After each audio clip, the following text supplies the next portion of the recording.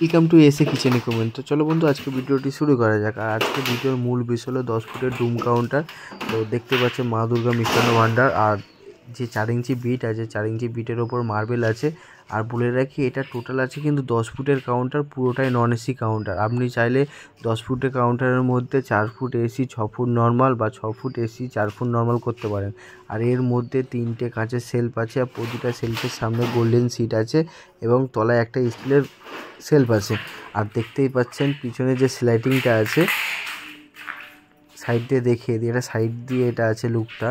আর পিছনে যে স্লাইডিংটা আছে, অনেক সময় কি হয় নেটের হয়, অনেক সময় গ্লাসের হয়। এটা আছে স্টিলের আছে, ছোট ছোট ছেদ। এটা কি হয়, আপনার ওকেশনে আপনি চাগিয়ে খুলে বের করতে পারবেন।